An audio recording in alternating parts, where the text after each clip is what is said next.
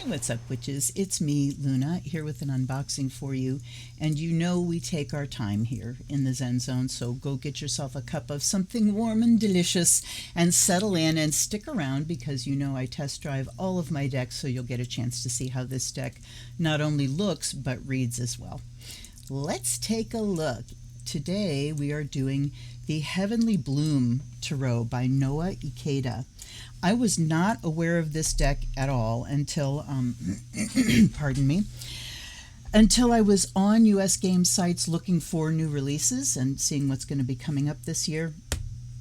And I thought it was just beautiful. I mean, the colors sort of struck me first. They're very soft, and there's a lot of light coming out of this deck.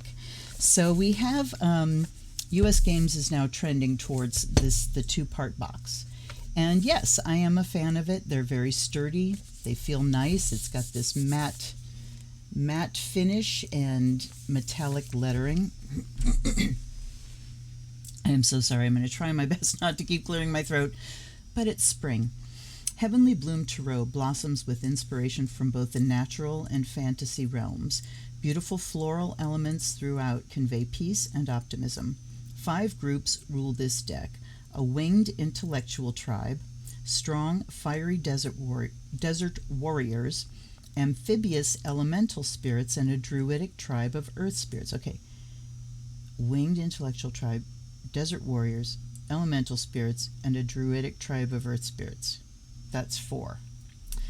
Each holds influence over a suit and an elemental sphere, offering us diverse perspectives of life on Earth. Humans also share their experiences and hopeful insights as stewards of our precious planet. So humans, I guess that's the 5th one. This is 2022 is the copyright. And I guess, is that cardboard colored? I guess it's kind of peachy color. I have deplasticked everything. Oh, look at that. Looky, looky, looky, looky. How beautiful. Let's take a look at the book. Nice sized book. There's an introduction. Let's see how long it is. All right, firstly, thank you for choosing the Heavenly Bloom Tarot, whether it came to you by fate or choice. I hope the time you spend with the cards brings forth many positive experiences and insights. I first learned about Tarot when I was a child. My grandfather, who lived in Japan, would often send care packages with gifts for each of his 3 granddaughters. One time, the gift was a kit for little witches. Some of the items within it were astrology cards, rune cards, a set of power stones, and a major arcana deck, which came with a booklet containing explanations for each card. I was enchanted. It was a window to the mystical world. Everything had a meaning and gave me a sense of empowerment, even when I used the cards to ask silly questions.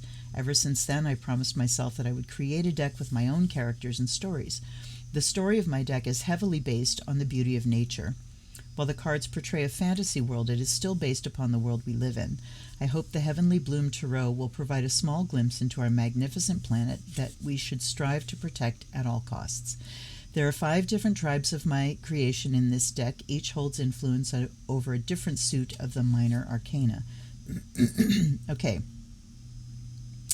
There are 5 different tribes. Each holds influence over a different suit of the minor arcana. That says there's 5 minor arcana. The swords. Winged tribe called the Sanklis. Sanklis are the ruling race for this suit. They were born from 2 feathers. All right, I'm not going to read this all the way through. The wands are the desert warriors. The Andunians lord over the wands. The cups, the ruling tribe of the cups are the Uren. Yikes, Y-U-R-E-N. All right, yeah, that's not the best name. And then the laurels. The suit that was originally pentacles or coins was renamed laurels to fit the concept of the deck. The druidic tribe of Elun rules this suit. So the Uren tribe is older than written history, but their origins can be traced. So she gives a little backstory to each of the races. Let me see if I can pull out just a little bit more without reading it all. So swords were born from 2 feathers, one from a paternal elder air spirit named Maleficus and another from the maternal air spirit named Callio. They inherited the physical feature of wings from Maleficus and the clarity of mind from Callio. Maleficus's gift gave them their wings, onyx-like skin, and shielded eyes. All right.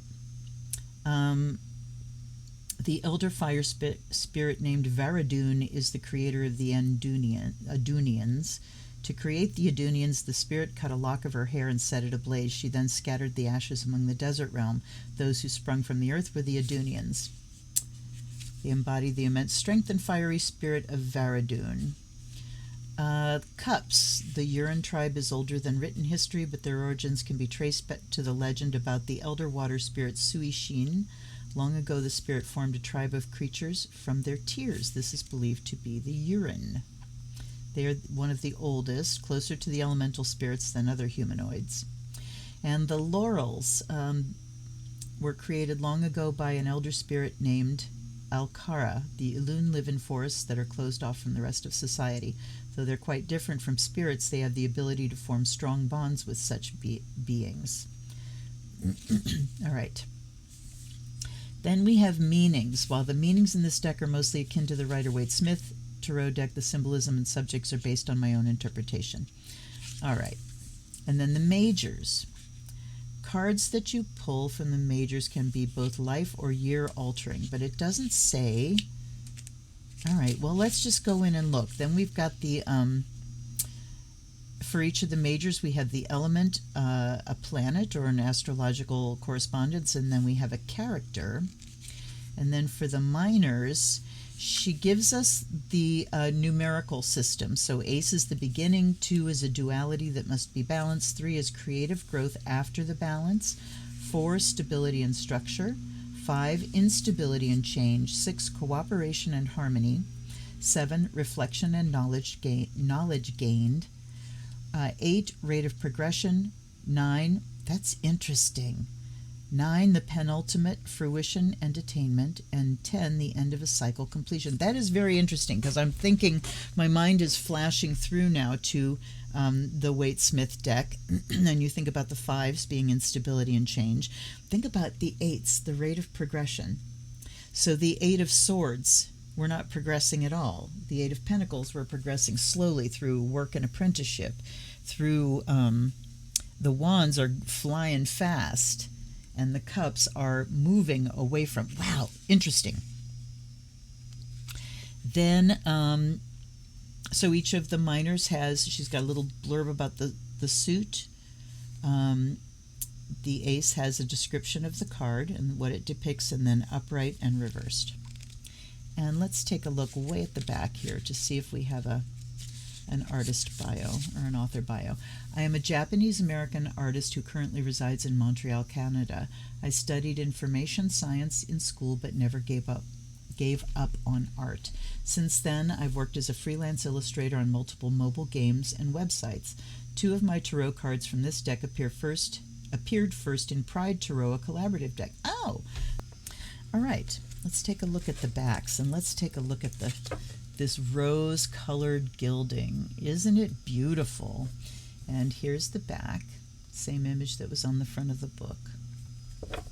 I like the, not just floral, but we've got like this solar disc behind. I hope you can see it, and this sort of V pattern. The colors are subtle, and as you know, my lighting situation is not the greatest, so I will refer you to any number of channels with high-def flip-throughs. Okay, here is the Fool. Now, I am going to look this up because I'm still confused about the 5 races, and so it just throws us into the majors and doesn't talk about humans. And, it makes me wonder if that's the courts. Is the 5th group, and she says nothing about them. I'm so terribly confused. 5 races in the mind. I'm so terribly confused. All right. Luna, stop obsessing. So here's the Fool, and we do have reminders of the Waite-Smith standing at the edge of a cliff, but this time she's definitely looking thoughtful. she's looking like she's taking a deep breath and is in fear and trepidation of stepping off the edge of that cliff. She's got a little animal at her heels, looks like a cat. But yeah, so back to the book. Like I said, I was going to look up this one, and then I didn't. The element is air, the astrology is Uranus, and the character is Yulia. This is the wild card of the deck. Just as 0 has revolutionized mathematics, this is the start of a revolutionary journey for you. The protagonist of this journey willfully moves toward the unknown without worrying about where their feet land. The only thing that occupies their mind and eyes is the boundless sky stretching outwards. They hardly pay attention to their lynx companion, who symbolizes awareness, intuition, and foresight. In a reading, this card is essentially a leap of faith. Perhaps you're on the verge of starting something new. Embrace the unknown and let fate guide you. Relax, because for you, the world is your oyster. So that whole description is the upright, and then we have reverse.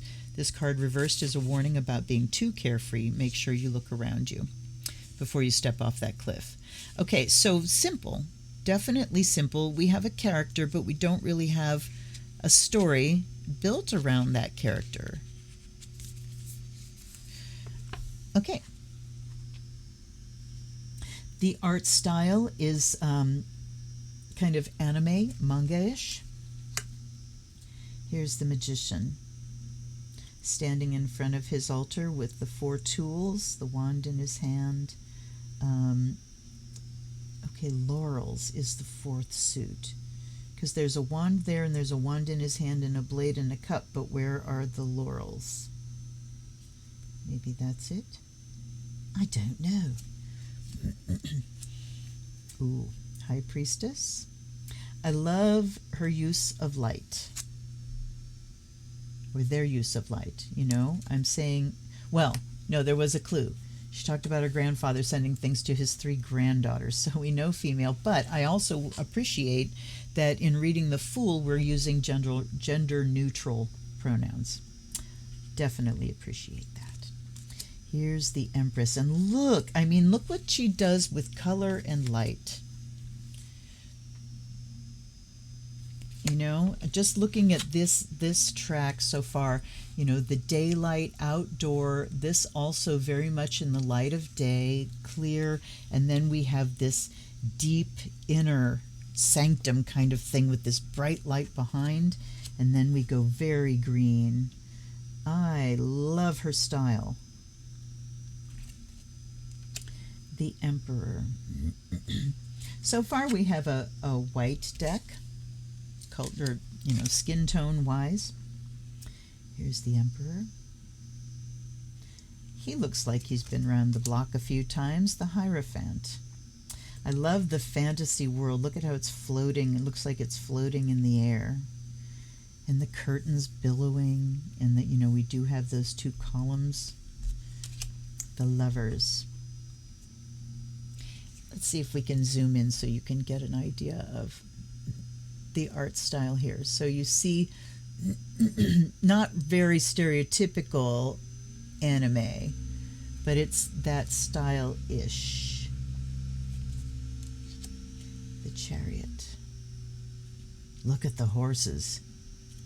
You can really see that they're in motion, and while the regular chariot doesn't show the driver holding any reins, this one, he's got his arms folded, so you really get the point that this dude is not steering. And here we have a darker skin tone as well. Okay, I remember now. This is one of the ones that made me go, yes, I want this deck. Look at the strength card. Pardon me. A black wolf was a recurring character in nightmares when I was a child, and it is now, of course, one of my power animals, but look at that. Just beautiful. The, okay, very female looking, as the usual strength card, but you can't really see the face. Let's see here. There we go. Ah, because she's masked. Here's the Hermit. He's got a, oh no, that's a beard. I was going to say he's got a mask too. No, that's a beard. All right. I like the book in his hand. I love the clouds moving. There's a lot of movement. Look at his robes. So not static. That's one of the things that I always had an argument about with the Waite-Smith, is everything's very static. Nothing is seen to be in motion. I mean, even the Knight of Swords and stuff are just, they're flat. So here's the Wheel of Fortune, and look how beautiful. And so we do have, I'm assuming, these are the cultures from each of the minor arcana. Justice. He's got blank eyes. So instead of a blindfold, it's about not seeing, not looking, not judging things externally, you know. Here's the Hanged Man. Look at that. It reminds me of Cirque du Soleil, you know, the what do they call them? I don't know. That have those big long things that they wrap themselves in. Aerialists. I think they would be called aerialists. Aerial ballet. I love it. It's beautiful. Look at the blooming flowers. So clearly he's not, what deck did I just review where the Hanged Man is like stabbed, you know, which is a diversion from the original meaning. And look, look at death. Yes. So the eyes are masked. Here we have what looks like carrion birds. I'm so sorry.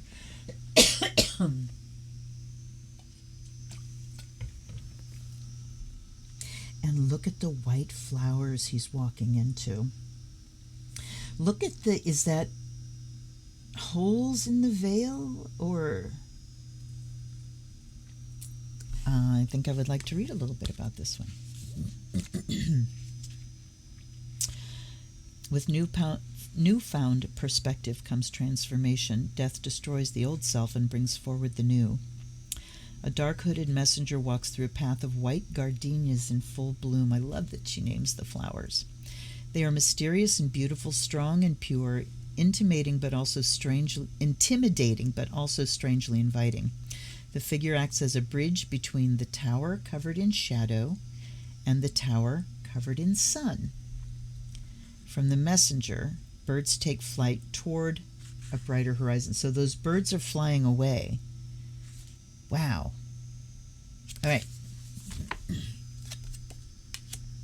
Temperance. Now this is where I really see that kind of manga-ish style. Just the shape of the face. But there's more detail and they're more realistic looking. Look at her hair. Oh, so lovely. I love this. Is that a halo? Is it the sun? I think it's a halo. Look at the lilies. Just beautiful. And the devil. Oh, here we have blank eyes again. And that really correlates with my understanding of the devil. I always talk about the devil talking about things that have more control over you than you have over them. And so those blank eyes can really talk about that place where you lose yourself, where you can no longer see clearly, where you just kind of go blind. And then there's the man and the woman. She's definitely, the devil is definitely pulling the strings here. Here's the tower. How interesting. So the tower is a person, but you see the structure of the tower here as the lightning strikes. I want to look at this too.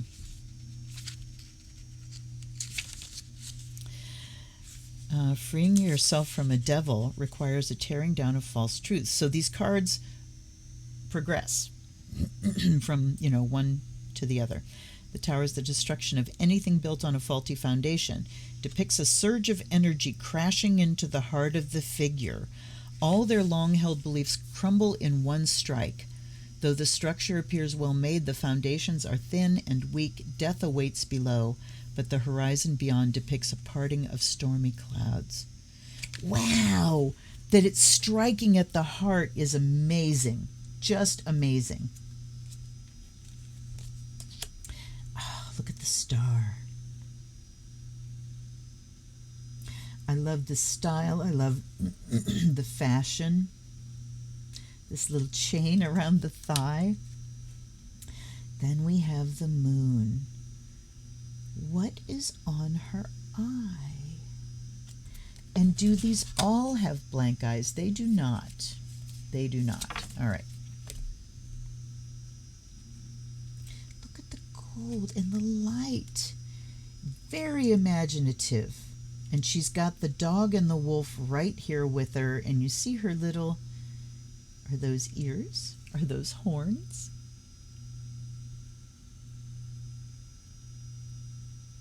This artist and author is incredibly imaginative. Come on, focus. You can see there's... Oh, looky, it's the crayfish. Oh, my God.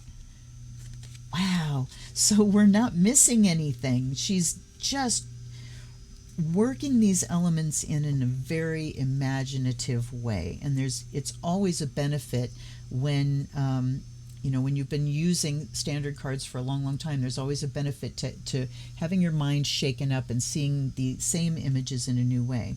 Here's the sun. Judgment. Look at him coming down. Wow, this kind of looks like the dude from the Hanged Man card. This huge fat braid. And there's the world, so that's the one on the box. Dancing, so much movement, so dynamic. All right, now we have the Ace of Swords. And these are these winged creatures. Dark skin. I just love the artwork. Here's the two. Okay, I need a close-up. So her whole face is covered. Got little wings up here, but I love this. What do I do? I have a choice. I need to make a decision. What do I do? And we see the two swords here. Beautiful. Three of Swords. Look at this. Oh my God. So we see the three swords in the image. Look at the wings. Look at this idea of falling and bursting into flame. Look, I mean, come on. Look at that. Look at the arm. Literally burning up. Disintegrating. Here's the fourth. Look. Looks like they're in a coffin. I am in love. Here's the 5. Are those other blades coming at him? Is that a ribbon? But again, the fashion sense. Stunning. I studied costume design for a while in theater, and that was very cool, but part of that was learning about fashion and really looking at style and what things were called and the Victorian era and all that stuff, and I realized I'm just not that interested in clothes, not that interested in designing clothes, but I am fascinated with what other people do with them. Look at the headpiece. Here's the 6. So this talks about moving through troubled waters. I want to know what's in his hand.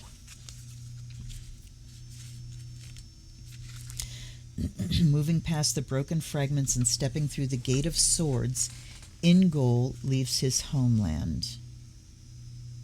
But it doesn't say what's in his hand. Painful transition. While it will fill you with regret, remember that moving on is the best thing you can do at this moment. I like the writing that I've read so far. You can certainly get the idea of what the meaning of the card is from the image. It does help if you already have those meanings internalized. And here's the 7, the Thief card. Ooh, she looks like she's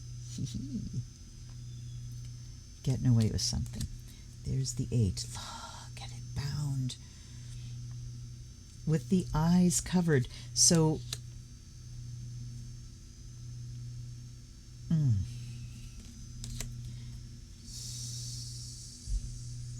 they're just gorgeous. All right, now we have quartz.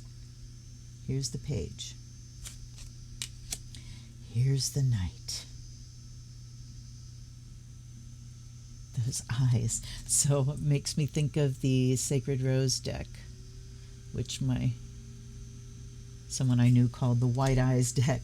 And here's the Queen and the King. Oh, wait, hold up. Why is the King of Laurels there? That's wacky. I'm assuming those are going to be last. That was strange. Okay. Here's the King of Swords, and it's a woman. Okay. And so is the Queen. Let's figure out what's going on here.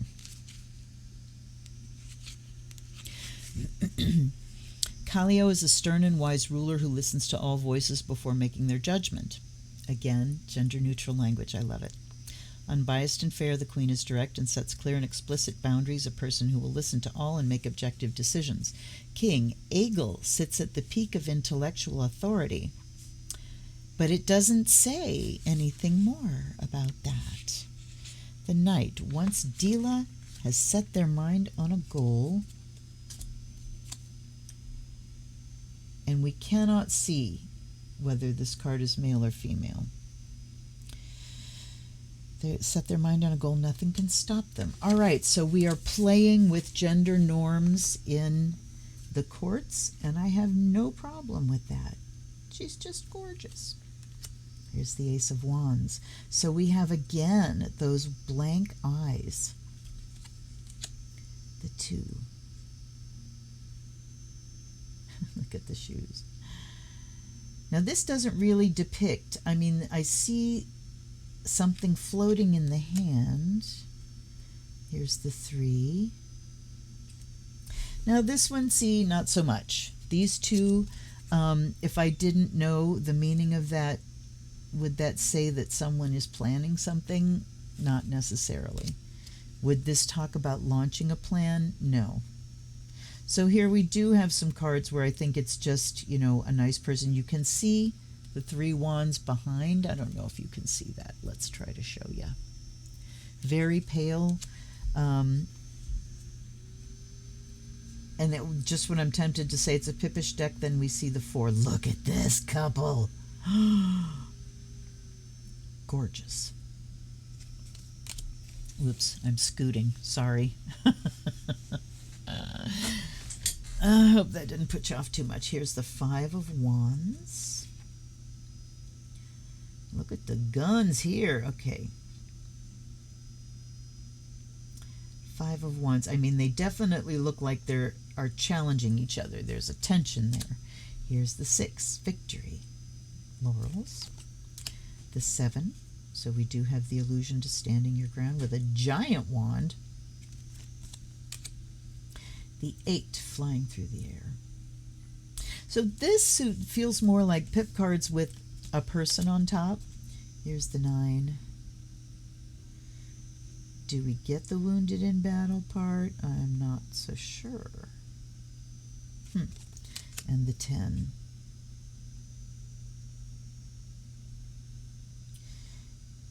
Yeah, so these definitely do not depict as much. Here's the page. And the Knight. And the Queen. And the King. Again, a very female-looking king. Now, here are the cups. Oh, look how beautiful. The 2. So again, they are kind of a Pippish deck. I really didn't pick up on that in the swords. How interesting. I mean, I see the swords in the background, but I was really focused on the characters, which were showing me more. All right. There's the 2. Certainly you can feel romance in a love relationship. Here's the 3. Cups are being raised. I wish there were more smiles on the faces. 4. This one, we see a cauldron here with light and like a vapor coming out of it. She's got her hand over it. So this could be talking about, you know, going internally or looking into the depths of emotion for information, rather than just like, you know, withdrawal and disappointment. Here's the 5. Loss. Yes, I see that. And I love that it shows the cherry blossoms falling. 6. Aw. The 7. Ta-da! It is all mine. But I wish that we could have it depicted of something different in each of the cups. But I can't have that. Here's the 8. The 9, the wish card. The 10. Happy family, I suppose I could see that. Here's the page. The Knight. Look at him. Yes, I would like all my men to dress like that. All my men. How many men do I have? Here's the Queen. And here's the King. Now, we definitely have a masculine-looking king here. So interesting. The queens are female all the way through, but the kings are not male all the way through. Here's the Ace of Laurels. So we can certainly see that it used to be pentagrams, but now there's just growing things in it. Here's the 2. Get that idea of the juggling. The 3. Now see, this you do get the idea of collaboration. Very much in line with the traditional. Here's the 4. Are they looking miserly? What have you got on your feet, my good man? Amazing. Look at these feet. Come on now. Look at this. Are they like hooves or are they tree trunks? Here's the 5. Okay, look at the grayed out. We definitely get an idea of impoverishment and, you know, drained of color and resources. Here's the 6. I love the branches growing from their heads. Here's the 7.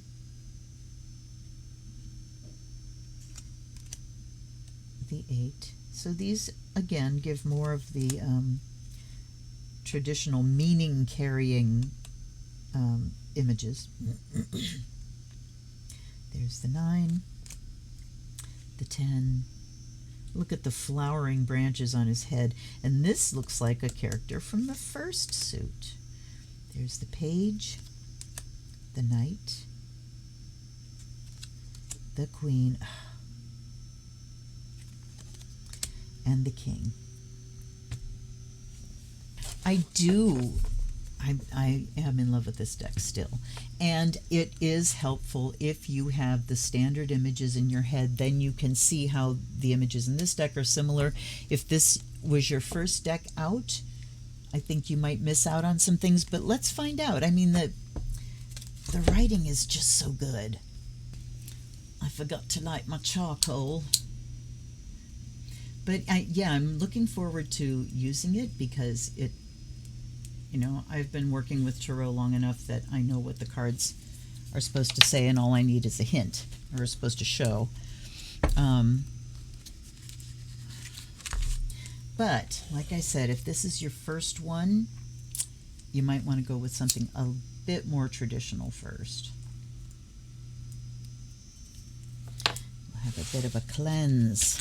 Oof.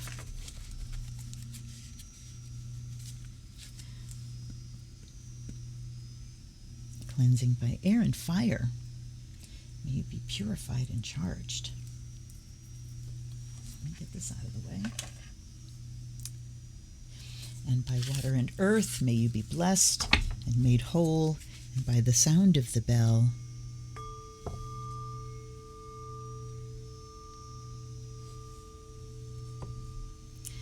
May the spirit within you awaken. Guides and guardians, allies and ancestors, thank you for being here with me. Help me to connect with this deck and put some good messages in my mind that my viewers will find helpful. I offer you fresh water, and I offer you the fire of Azrael for the spirit of divination. If you're curious about what the fire of Azrael is, there's a video on my channel. Look it up. Now, first shuffle, here we go. They don't seem like they're going to be a pain. US Games showed with that Fyodor Pavlov deck that they can do gilded edges without them being so thick and sharp. Oh, awesome. They are a little long. Whoopsie. They're a little bit long, so, you know, to hold, I can't really get my fingers around this whole deck. But to riffle shuffle, I can, because it's half and half. Except that today I'm all frickin' thumbs as I'm shooting this on a Mercury retro. Okay, so riffle shuffle, not as much fun as I'm used to having with the US Games deck. I'm going to split this in two and riffle each of these sections just because I need the satisfaction, you know?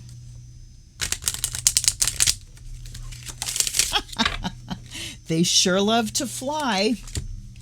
I'll give them that. This, and then we will cut shuffle. And I know I will have to cut shuffle long ways because ain't no way I'm doing it like this. Yep, we got to do it this way. All right. Honest to God, these cards definitely have wings. So we have the Ace of Swords that just flew out. And you know what I didn't look at to see if there are spreads in this book? There are not. We go straight from the small introduction into the card meanings. Nothing about preparing, nothing about like the history of tarot, nothing, short and sweet. So I would think that this person is assuming you already have a familiarity. And then after the King of Laurels, we have about the artist, and then we're done. So no suggested spreads. I don't have a problem with that. Holy moly. Alrighty, hold on here. They are a bit difficult to handle. I'm going to take the ones that are upright. You came out. I mean, not upright, but face up that landed. And we do get a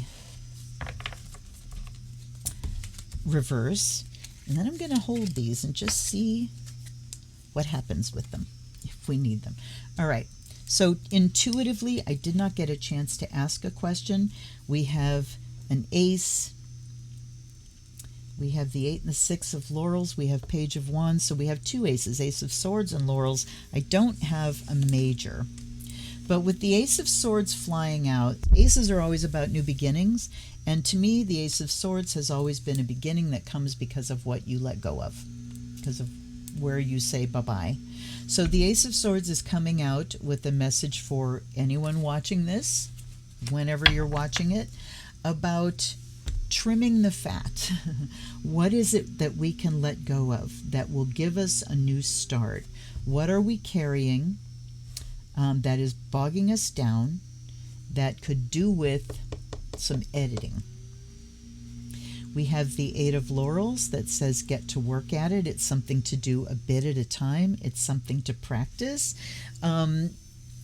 We're in our materialistic society, we tend to be very grasping. We like to hold on to our stuff.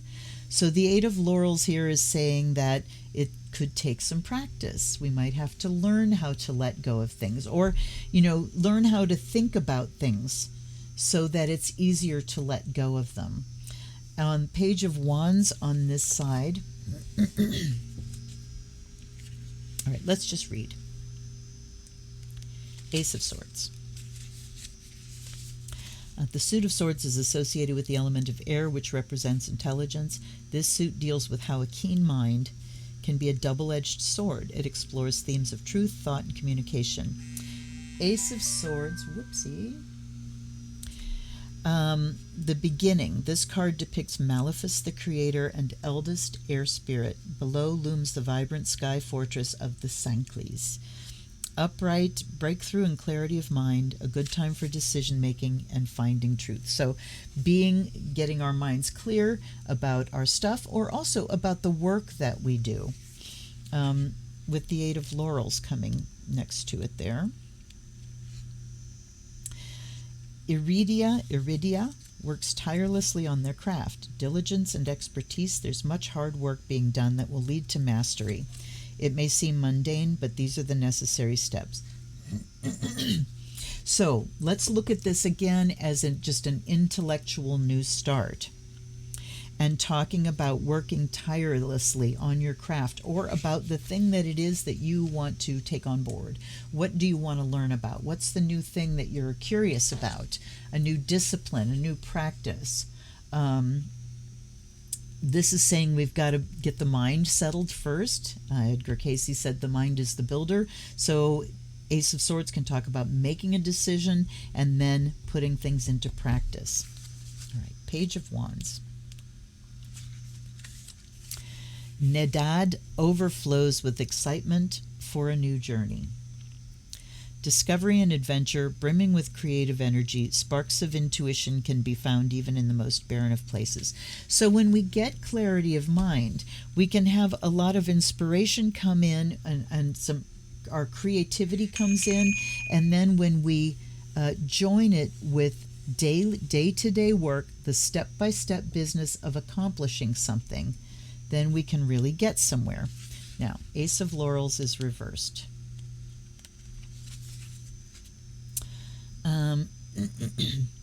The beginning. This card depicts Alcara, the creator and eldest earth spirit.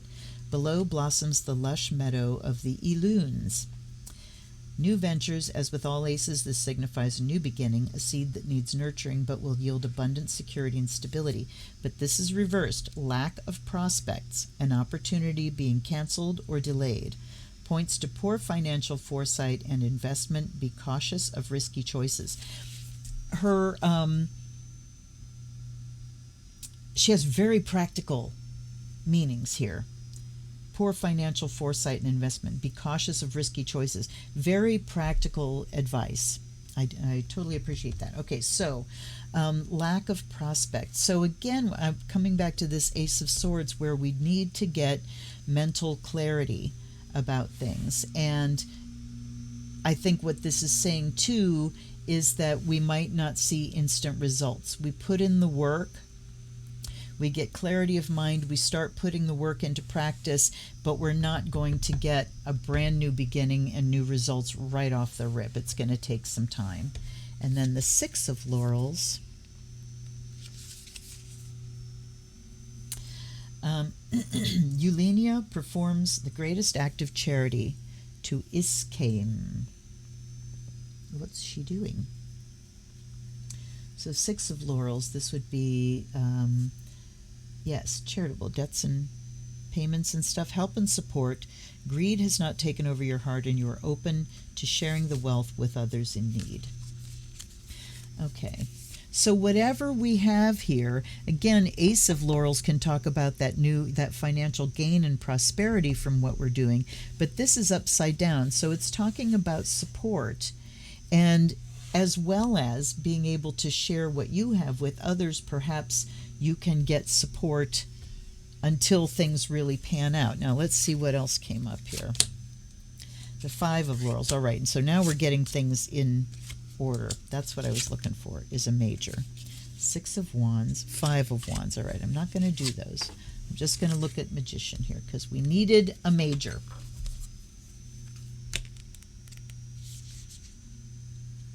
And you know, if I'd had a chance to ask a question, I assume the cards know what's going on when I sit down to unbox them, or at least my guides know. So that's the Fool. All right, the Magician is Air, Mercury, characters Estelle. Who was the Fool? Yulia. Okay. If the Fool is a source of boundless potential, the Magician channels that promise into concrete ideas. I love the way she progresses from one card to the next. This powerful card symbolizes the manifestation of desires. The magician is the conduit between heaven and earth, as above, so below. The magician promises that dreams can be manifested into reality. An infinity sign floats above their head, representing the infinite power of creative will, while the blooming flowers represent the flourishing of creation that follows. When the magician appears in a reading, it is an overwhelmingly positive sign and a call to action. You have the power to manifest your reality, and the time is now. And I'll just read the reverse. When reversed, the magician channels the outward into the mind. Perhaps the material world is clouding your mind from true meaning. It is a warning not to let opportunities slip by due to self-doubt or another magician attempting to trick you. Okay, so here's the clarity. We need to get busy on something, on manifesting. How do we do that? We get the mind clear. We start practicing. We make sure that we're priming the pump so that our creativity can flow. So not just looking at doing work, but why we're doing work and what we want to create with it. The new beginning or the manifestation can be delayed somewhat. We might need to ask for support from someone in order to bring our vision into reality. But the magician said it is time to take action and to begin this manifestation, and it begins with clarity. Wow. Okay, I like it. I can't wait to keep working with it. I would like to know what you think. Did that reading vibe with you at all? Did you get something that answered, an issue you're dealing with? I would like to know that too. Then before I use these next time, I am going to go through and really just do a massive shuffle to make sure I get a very good mix. Riffle shuffling as best I can, and then, go again. But I'm definitely going to be working with these personally tonight, I can tell. And, sorry, I got to do it again. See, I just have to be a little bit more determined when I shuffle. Anyway, how did you guys like it? Please let me know below, and hit the like and subscribe if you in fact like this video and you want to see what else I do. I drop unboxings 1 or 2 times a week and do live stream readings for the collective on Wednesday evenings. I hope to see you there. Also, there's a wish list down below, and if you purchase me a deck off of that list, I will read for you in my unboxing video. So you can send me a question. Amazon gives you a place to put a little note with the gift. So you can send me a question, I'll read for you. It's a deal. All right, you guys, I will see you next time. Thanks for hanging out with me. And until I'm back, this is Luna. Blessed be.